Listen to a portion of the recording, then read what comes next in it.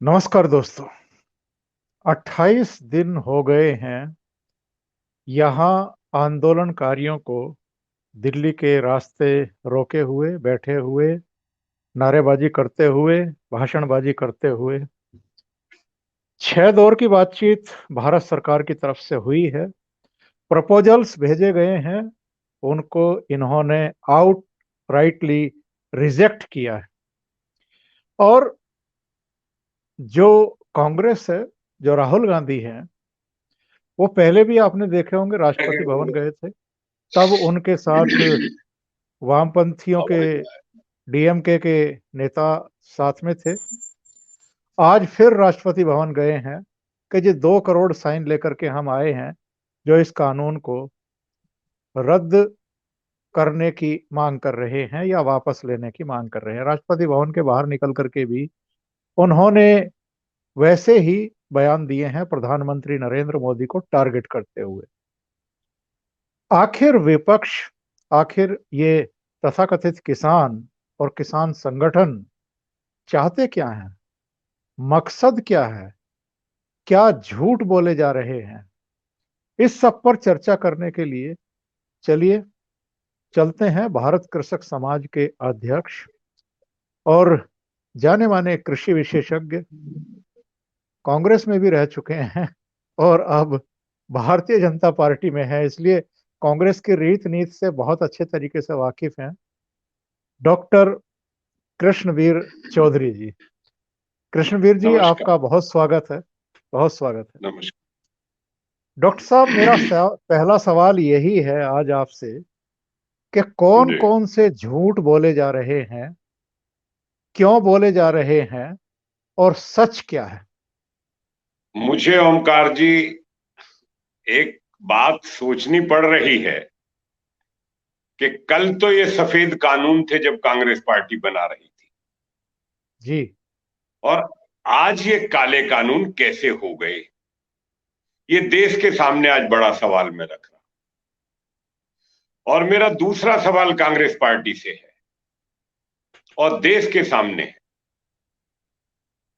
कि बाजार खोलने के, लिबरलाइजेशन के, नीतियों के, ग्लोबलाइजेशन के मार्गदर्शक, प्रेरक, निर्माता, निर्देशक हमारे पूर्व प्रधानमंत्री आदरणीय डॉक्टर मनमोहन सिंह जी से क्यों नहीं राहुल गांधी या कांग्रेस के नेताओं ने जाके पूछा कि मनमोहन सिंह जी, आपने 10 साल शासन किया है, कांग्रेस पार्टी की सरकार का मुखिया रहे हैं आप, तो आप क्यों नहीं हमको समझा देते कि क्या सफेद है और क्या काला है। मैंने कई बार कहा भी है कांग्रेस के मित्रों से कि जरा, डॉक्टर मनमोहन सिंह जी बड़े सम्मानित अर्थशास्त्री हैं, प्रधानमंत्री भी रहे हैं, तो उनसे तो पूछ के आओ कि सच्चाई क्या है। जी। नफा और नुकसान देश का है कहां, किस नीतियों में है, जी। ये भी तो देखिए कि जिस किसान को जिंदा करने के लिए डॉक्टर मनमोहन सिंह बाजार की ताकतों से, शोषण से बचाने के लिए, बिचौलियों से पीछा छुड़ाने के लिए किसानों का बाजार खोलने की नीतियां बनाने का काम कर रहे थे, जो doctor Manmohan Singh ji contract farming में किसानों को बढ़ चढ़ के भाग लेने के लिए नीतियां बनवा के लागू करवा रहे थे। आज जी। देश के 15 प्रदेशों में कॉन्ट्रैक्ट फार्मिंग की जा रही है। मैंने आज तक एक भी किसान को ये कहते नहीं सुना कि मेरी जमीन लुट गई, मेरी जमीन छिन गई, या किसी किसान ने जो कॉन्ट्रैक्ट फार्मिंग में कंपनियों के साथ काम कर रहा हो उसने आत्महत्या की हो। हाँ, जी। ये जरूर है कि जो आज तक की नीतियां पहले की रही थी, उन नीतियों का परिणाम ये था। मेरा सवाल राहुल गांधी से और कांग्रेस के उन मित्रों से है जिनको कभी मैंने थिंक टैंक होने के नाते नीतियों के बारे में चर्चा के लिए मुझे आमंत्रित किया जाता था लेक्चर के लिए। जी। जी। मेरा सवाल देश के लिए है। लोकतंत्र में, पक्ष और विपक्ष दोनों की बराबर की भागीदारी होती है। तो आज विपक्ष क्यों नहीं ईमानदारी की बात पर समझने को तैयार है? आज क्यों नहीं विपक्ष अपना नैतिक दायित्व समझते हुए लोकतंत्र में ईमानदारी की बात को समझने को तैयार क्यों नहीं है? क्यों जी किसानों के कंधे पर चढ़कर ये बंदूक तानने का काम किया जा रहा है? शिकायत मुझे लाल झंडे वालों से नहीं है, क्योंकि लाल झंडे वालों का काम तो तमाम देश जानता है कि सिवाय विनाशकारी रास्ते के, सिवाय विध्वंस करवाने के, सिवाय तोड़फोड़ करवाने के, सिवाय दंगे भड़काने के, सिवाय आग लगवाने के उन्होंने किया क्या था? कितनी इंडस्ट्रीज को उन्होंने बंद करवाया था, वसूली भी करते थे और बंद भी करवाते थे। ये तमाम उनका करने की शैली रही है, तो उनसे मैं शिकायत नहीं करता। हाँ, वो भी यूपीए 1 में मलाई खाने में बराबर के भागीदार रहे थे। तब उनको पता नहीं था कि 2005 में इस देश के कृषि मंत्री उस समय शरद पवार जी थे, और पवार साहब 2005 में प्रदेश सरकारों को लिख रहे थे कि तुरंत एपीएमसी एक्ट में बदलाव करिए, प्राइवेट बाजार खोलिए। तब इनको पता नहीं था कि कॉन्ट्रैक्ट फार्मिंग जो हो रही है, तब इनको नहीं पता था कि साइलोज का जो फूड कॉर्पोरेशन ऑफ इंडिया के स्टोरेज के लिए साइलोज का काम जो 2006 में कांग्रेस पार्टी की यूपीए 1 की सरकार ने दिया था, तब ये अडानी नहीं था। यूपीए 1 और यूपीए की सरकार ने अंबानी को 1 लाख करोड़ से ज्यादा के जो ठेके दिए थे, तब ये अंबानी नहीं था। तमाम बहुराष्ट्रीय कंपनियों को जब भारत में आमंत्रित किया कांग्रेस पार्टी के डॉक्टर मनमोहन सिंह जी, क्या तब ये नीतियां नहीं थी? क्या तब ये कांग्रेस की सरकार नहीं थी? तब क्या बात थी? तब तो बहुत अच्छा था। लेकिन ये सच्चाई भी है कि सुधार होने से और नए रास्ते पे चलने से विकास के रास्ते बढ़े हैं, खुले हैं, और आर्थिक रूप से देश समृद्धशाली हुआ है, इसमें कोई दो राय नहीं है। अब मेरा दूसरा सवाल ओमकार जी, जी जी अगर वही नीतियां जो आज तक किसानों के लिए इस देश के बाजार की ताकतों ने लागू करवा रखी थी, अगर वो इतनी अच्छी थी, जिनको आज वकालत कर रही है कांग्रेस पार्टी और आप पार्टी, तो इस देश के किसानों ने आत्महत्याएं क्यों की? उनकी आत्मा का श्राप इनको ले बैठा, अभी भी सुधरे नहीं है मेरे मित्र। अगर वो इतना अच्छा होता तो इस देश का किसान कर्जे में क्यों है? इस देश का किसान कर्जे से डीजल, कर्जे से बीज, कर्जे से दवाई, कर्जे से खाद, कर्जे में सारा काम कर्जे में। अरे भैया, अगर तुम्हारी नीतियां इतनी अच्छी थी तो ये किसान जिस तरीके से सिंधु बॉर्डर पे आड़ती में बैठे हुए हैं, एयर कंडीशन गाड़ियों में बादाम, काजू, किशमिश, दूध घोट के पीने में, हलवा खाने में, जलेबी खाने में, मुझे कोई आपत्ति नहीं है कि कौन क्या खाता है। मुझे आपत्ति इस बात की है कि जिन्होंने 8% किसानों ने एमएसपी का लाभ उठाया, जिन 8% लोगों ने फ्री में बिजली और फ्री में सिंचाई के पानी का प्रयोग किया, जिन 8% लोगों ने सब्सिडी का सबसे ज्यादा लाभ उठाया, उन 92% देश के गरीब किसानों के अधिकार के लिए जब बाजार खोलने के लिए जब विकल्प दिए, मंडी बंद नहीं की आपकी, एमएसपी खत्म नहीं किया सरकार ने, तो आपको तो जो कुछ मिल रहा था मिलता रहेगा। आपको क्या दिक्कत है? आड़तियों को दिक्कत हो सकती है, उनको, जो पंजाब के आड़ती व्यापारी, बड़े बड़े व्यापारी बिहार और पूर्वी उत्तर प्रदेश से, मेरा उन किसान नेताओं से सवाल है मित्रों, आप जो चिल्ला रहे हैं नौटंकी में 800-900 रुपए के धान की वकालत कर रहे हैं, आपका तो नहीं बिका, पंजाब के किसानों का नहीं बिका, हरियाणा के किसानों का नहीं बिका, तो आपको तो पूरे पैसे मिले। और जिसका शोषण हुआ है, अगर आज उसके लिए मोदी सरकार ने विकल्प दिए हैं, मैं पूछता हूं, जब किसी चीज के 3 या 4 ग्राहक होंगे तब उचित मूल्य मिलेगा, या जब सिर्फ एक मोनोपोली रखने वाले मंडियों का बाजार, आड़तियों का काकस होगा, जिन्होंने आज तक लूटा है, शोषण किया है, जो इस धरने के जिम्मेदार हैं, ठेकेदार हैं और पैसा लगाने वाले वही लोग हैं, पंजाब के आड़ती सारे लोग। डॉक्टर साहब, ये जो झूठ बोले जा रहे हैं, किसानों को गुमराह किया जा रहा है, भड़काया जा रहा है, इस ठंड के और कोरोना के माहौल में हजारों की संख्या में लोगों को लाकर के दिल्ली की सड़कों पर डाल दिया गया है ताकि महीनों तक झूठ बोला जा सके, भड़काया जा सके, भरमाया जा सके, टकराव का माहौल पैदा किया जा सके और मोदी सरकार की नाक में दम किया जा सके।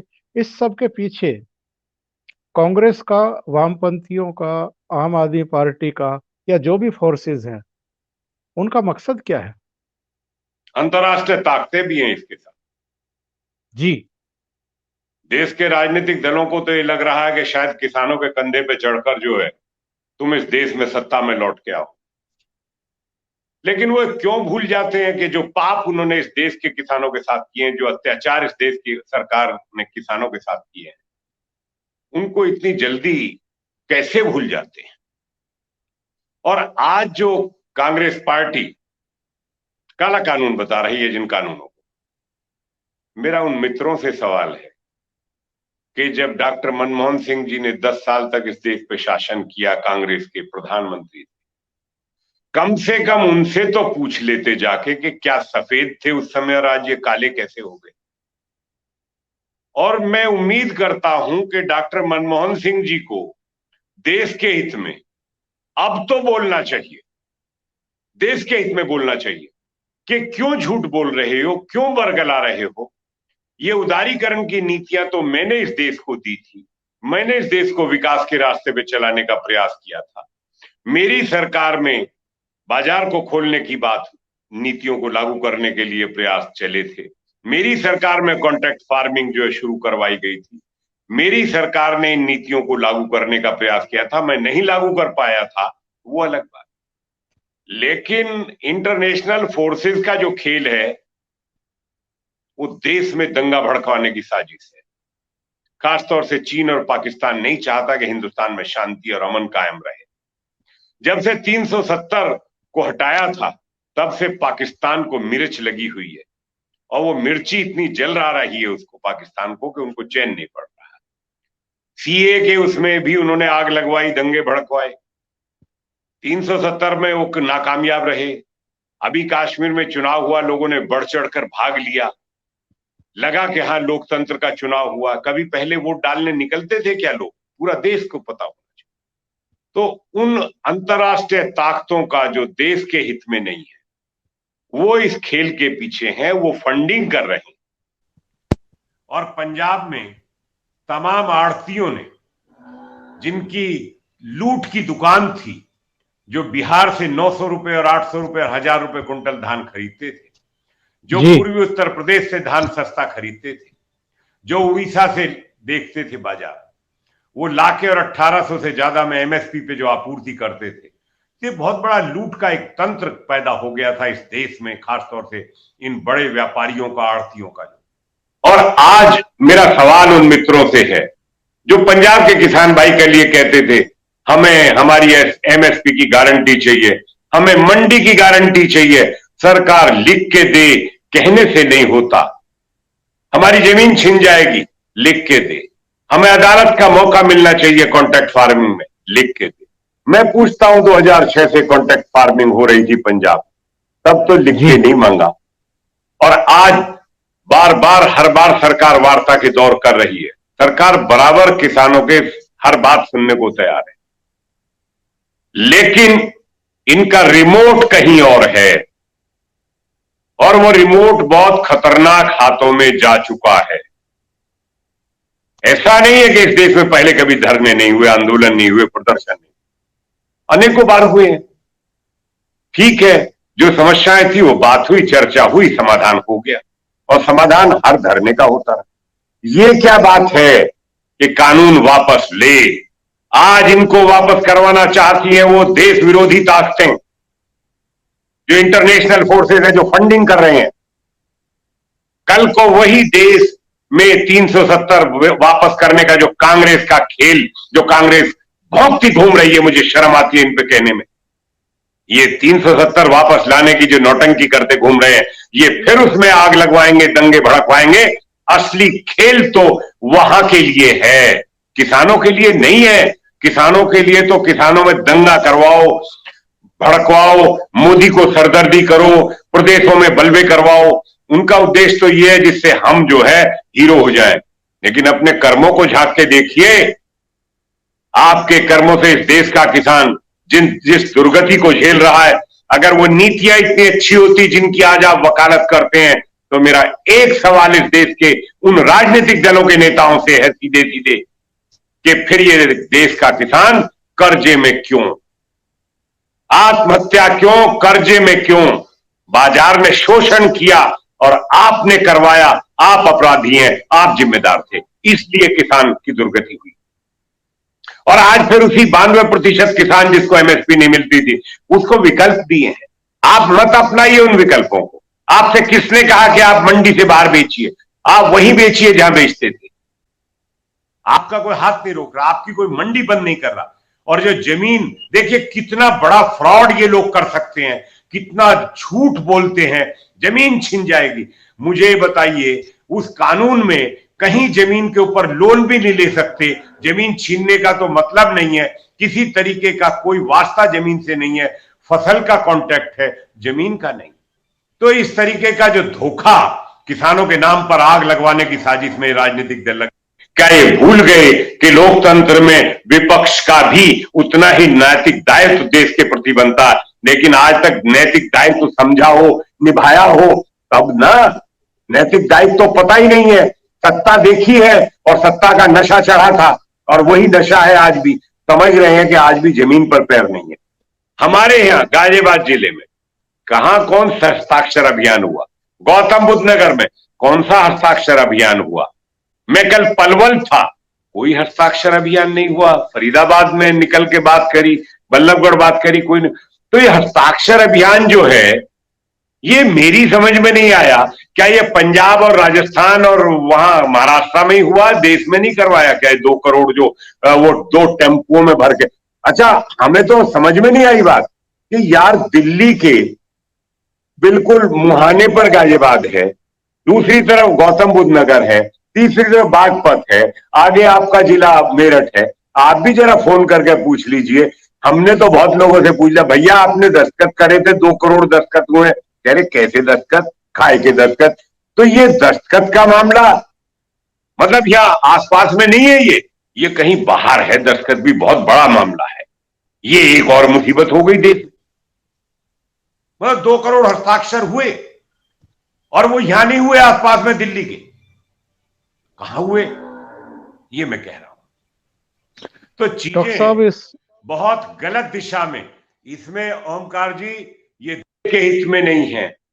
ये दिशा और जिस रास्ते पर कांग्रेस पार्टी, आप पार्टी और कामरेड चल रहे हैं, ये देश के हित में तो बिल्कुल नहीं है और किसान के हित में किसी कीमत पर नहीं है। मैं सिर्फ एक ही अपने किसान भाइयों से पूछ रहा हूं, रोजाना पूछ रहा हूं, भैया मुझे भी तो समझा दो यार, मैं भी तो आप ही के बीच में हूं, मैं भी तो फसल ही करवा रहा हूं, मैं भी तो यही सब कर रहा हूं, मुझे भी तो समझा दो कि यार मरेंगे कैसे, हमारा बुरा क्या होगा, हम पे कोई जबरदस्ती क्या करेगा? कोई जवाब नहीं है, किसी का कोई जवाब नहीं है। कहते नहीं जबरदस्ती कोई कैसे कर लेगा। तो भैया फिर ये काले कानून कहां से हुए? ये तो कल तक सिर्फ मंडी थी, मंडी में शोषण था, बिचौलियों का गिरोह था, और उन्हीं बिचौलियों को दूर करने के लिए मनमोहन सिंह जी प्रयासरत थे, कांग्रेस पार्टी के शासन में प्रयासरत थे। आज क्या बात हो गई? आज आप दलालों के साथ क्यों खड़े हैं आप? क्या नियत में खोट है आपकी भी कुछ? ये सब आपने पंजाब से आग लगवा के भड़का के सब करा है। और पंजाब के बहुत सारे किसान भाइयों से बहुत सारे मीडिया के लोग पूछते हैं अलग अलग जाके कि आप कैसे आए जी, कौन से कानून है जी, कैसे काले हैं? वो कहते हैं वो साडा नेता उधर बैठा हुआ वो बताएगा। तो नेता बताएगा, नेता ने कभी कुछ करा हो तो बताएगा। नेता तो आग लगवाने के लिए है सारा। ये जो है ये ठीक नहीं है। किसान भाइयों की अगर कोई समस्या है, सरकार जब खुले दरबार से खुले मन से बात करे, आप बताइए ये क्या तरीका है? आज तक कभी ऐसा हुआ कि ये कानून वापस लो? ये तो कभी नहीं सुना कि सरकार, अगर ये हुआ तो देश के लोकतंत्र के लिए वो घातक दिन होगा जिस दिन ऐसा किसी सरकार ने अगर कर दिया। संसद कानून बनाती है, सड़कों पर धरने प्रदर्शनों से कानून नहीं बनाए जा सकते। इस देश का लोकतंत्र है, इस देश का संविधान है और सरकार संविधानों से चलती है। और आज ये संविधान की मर्यादा को तार तार करने पर कांग्रेस पार्टी उतरी हुई। और मैं राहुल गांधी जी से एक सवाल पूछता हूं, अरे भैया राहुल गांधी नौजवान नेता, वायनाड से आप सांसद हैं, आपने केरल में एपीएमसी की मंडी आज तक क्यों नहीं बनवाई? इतने दिन हो गए, वहां तो नहीं आपने बात की, वहां का आप हित चाहते हो और यहां आप ये बात करते हो। तो सुधार की जरूरत है, सुधार बाजार की जरूरत है।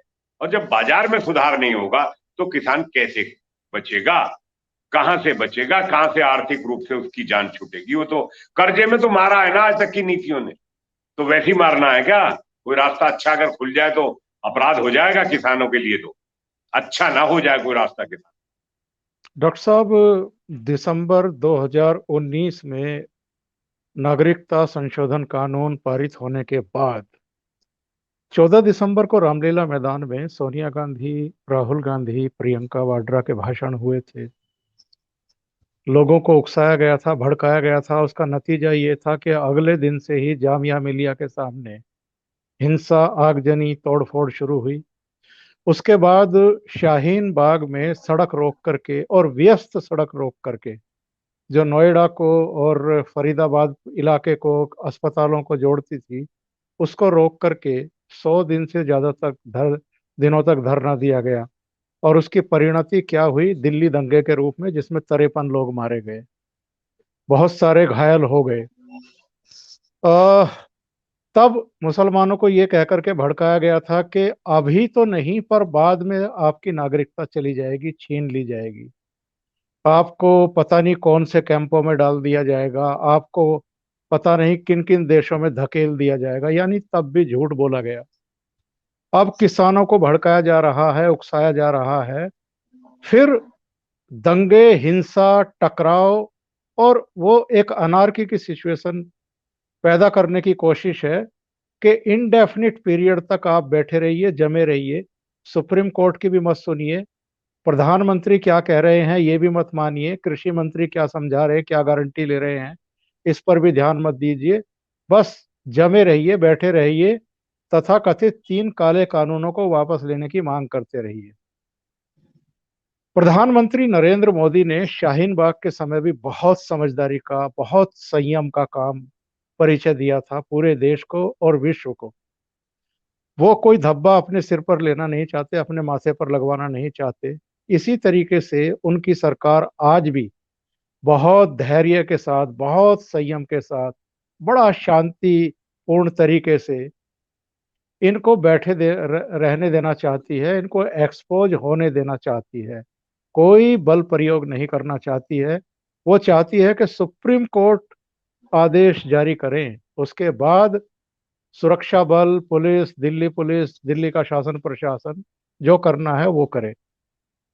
लेकिन ये जिस तरीके से इनको भड़का रहे हैं, उकसा रहे हैं, जिस तरीके से खालिस्तानी तत्व फोन कॉल करके कह रहे हैं कि सिंधु बॉर्डर पहुंचो, इस सब के पीछे कितनी बड़ी साजिश आप देख रहे हैं।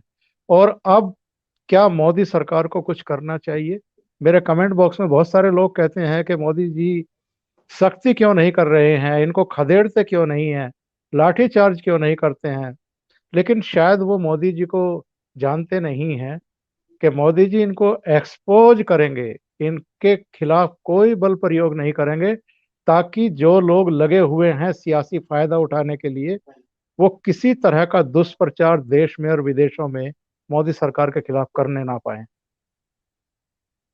सच्चाई तो यही है कि कांग्रेस पार्टी जिस तरीके से शाहीन बाग में दंगे भड़काने की साजिश में कामयाब हो गई थी, आज वो उसी रास्ते पर इस देश को धकेलने की साजिश में लगी हुई है। पूरी ताकत उन्होंने इसी में लगा रखी है। लेकिन वो नहीं जानते कि नरेंद्र मोदी प्रधानमंत्री जो आज हैं, वो किसानों के लिए उनसे ज्यादा कहीं दिल में हमदर्दी है, वो किसानों के ज्यादा मददगार हैं, उन्होंने किसानों के भलाई के लिए उनकी सरकारों ने काम किए। शायद ये भूल गए कि इनकी सरकारों में 50 रुपए और 200 रुपए के चेक किसानों को सहायता के लिए दिए जाते थे। और आज पहली बार देश की आजादी के बाद गरीब किसान के लिए 6,000 रुपए प्रति वर्ष प्रधानमंत्री किसान सम्मान निधि की योजना की शुरुआत नरेंद्र मोदी जी ने दी। मैं उन लोगों को आज एक बात कहना चाहता हूं जो ये कहते हैं कि 71,000 करोड़ की कर्जा माफी की थी। अरे आपने तो कर्जा माफी 71,000 करोड़ में भी 20,000 करोड़ ट्रैक्टर कंपनियों को दे दिए थे। नरेंद्र मोदी ने बिना बिचौलियों के, बिना भ्रष्टाचार के अभी तक लगभग 96,000 करोड़ रुपया किसानों के खाते में डाल दिया है और 18,000 करोड़ रुपया कल 25 तारीख को किसानों के खाते में 9 करोड़ किसानों के खाते में ट्रांसफर कर दिया जाएगा। इस तरह से 1,14,000 करोड़ रुपया किसानों के खाते में इस सरकार ने सीधा ट्रांसफर करने का काम किया है। तो ये सच्चाई है। और जब ये शुरू की थी तो कहा था एक किस्त दे रहे हैं चुनाव जीतने के लिए, क्योंकि ये चुनाव जीतने के लिए हर काम करते थे। आज भी ये चुनाव के लिए वोट की फसल काटने के लिए दंगे भड़कवाना चाहते हैं। इनकी नीति और नियत में बेईमानी और खोट रहा है। उन हरकतों को अभी तक अपने को सुधार नहीं पाए। अभी सत्ता का नशा जो है वो उतरा नहीं है। अभी भी जगह जगह से खुराक आती रहती है। ये सब खतरनाक चीजें हैं। लेकिन वो ये अब देख लिया कि समय पर हर किसान के खाते में जाता और उस गरीब के खाते में जाता है। ओमकार जी, आप तो अच्छी तरह जानते हो, जिसके पास कभी 500 रुपए का नोट नहीं होता, बीज खरीदने के लिए नहीं है, खाद खरीदने के लिए नहीं है, खाद का बोरी कहां से लाऊं, पैसे नहीं है, डीजल नहीं है, पंपिंग सेट कैसे चलाऊं, नहर में पानी नहीं आया, कैसे करूं, पंपिंग सेट कैसे चला लूंगा डीजल के। तो पैसे के अभाव में ये सब है। और आज हर 4 महीने पर उसके 2,000 रुपए की किस्त उसको मिलती है। तो कम से कम वो अपनी फसल पैदा करने के लिए तो वो उसकी जरूरत है वो पूरा कर लेता है। और उससे फायदा क्या हो रहा है देखिए आप, बात 6,000 रुपए की नहीं है। उस 6,000 रुपए से जो समय पर खाद, समय पर बुआई हो जाती है, समय पर जो है सिंचाई कर लेता है, उससे जो उत्पादकता बढ़ रही है और उत्पादकता बढ़ने से जो उसे आर्थिक समृद्धि लाभ उसको थोड़ा थोड़ा बढ़ रहा है, असली खेल वो है। उस 6,000 रुपए से अगर उसको वहां पैसे फसल पैदा बढ़िया होगी और ज्यादा पैसे मिलते हैं, उससे लाभ। आज अगर वो भैंस को और गाय को दाना और खल खिला देती हैं महिलाएं गांव में, और पशु उत्पादक किसानों को भी अगर वो मदद हो जाए, तो उससे जो है दूध का उत्पादन बढ़ता है, उससे पैसा मिलता है। ये हवाबाजी करने से और काले कानून बताने वाले काले अंग्रेज लोग कहते थे इन्हें, इन्होंने आज साबित कर दिया कि ये अभी सुधरे नहीं है। इन्होंने अपना विजन नहीं सुधारा। आज भी हारने के बाद भी इन्होंने अपनी खामियों को नहीं अंतरात्मा से पूछा कि हमसे गलतियां कहाँ हुई, हमें सुधार क्या करना चाहिए। क्या ये रिफॉर्म के विरोधी है कांग्रेस? सिर्फ इस सवाल का जवाब दे दे। आज शशि थरूर ने सुबह कहा कांग्रेस पार्टी के ऑफिस से कि नहीं, कांग्रेस रिफॉर्म की विरोधी नहीं है। तो फिर क्या विरोधी है? अगर रिफॉर्म की विरोधी नहीं है और रिफॉर्म वो हुए हैं जो कांग्रेस पार्टी कर रही थी और नहीं करे उन्होंने, तो आज विरोध क्यों? इसके पीछे साजिश देश के खिलाफ है। ये मोदी के खिलाफ नहीं, ये हिंदुस्तान के खिलाफ साजिश मैं कह सकता हूं। जो देश की बात है वो पहले है। सरकारें आती रहती हैं, जाती रहती हैं। ये देश के हित में वफादारी अगर नहीं होगी तो ये अच्छी बात नहीं है। और मेरे किसान भाइयों से कहना ये है कि आप ये जो कामरेड आपको भड़का रहे हैं, और ये तमाम पार्टियां, कांग्रेस पार्टी आप पार्टी आपको भड़का रही है, और जो अंतर्राष्ट्रीय ताकतें आपको फंडिंग करवा के और ये सब भड़का रहे हैं, और आईएसआई शाहीन बाग के गिरोह को लगा रखा है, ये सब क्या हो रहा है? ये दंगा इस देश के हित में नहीं है, किसी के हित में नहीं है। और ना लाठीचार्ज किसान पे होना चाहिए, ना कोई करेगी। मैं मानता हूं कि सरकार किसान के खिलाफ कोई ऐसी कार्रवाई नहीं करेगी जिससे कहीं कोई किसान इस देश का ये कहे कि हमारे खिलाफ ये नहीं करे। लेकिन देश के किसानों का भी ये फर्ज बनता है कि अगर सुप्रीम कोर्ट कह रही है तो आप उसको समझते क्यों नहीं?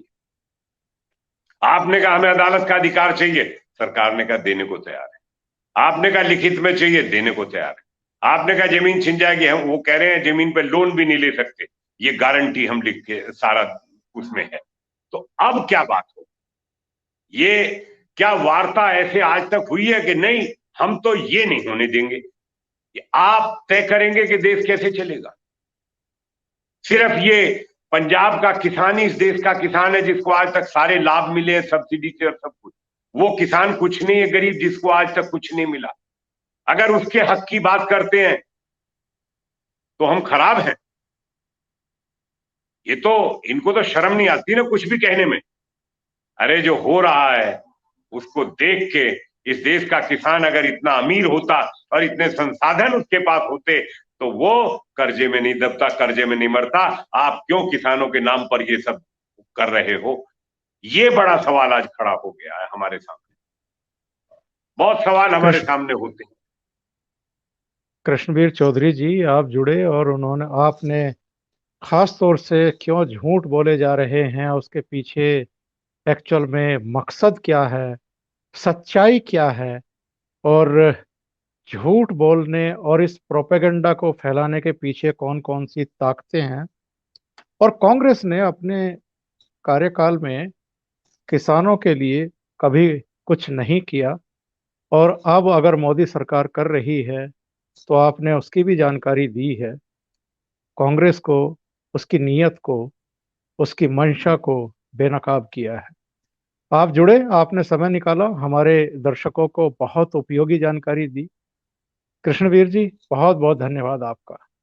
नमस्कार। नमस्कार।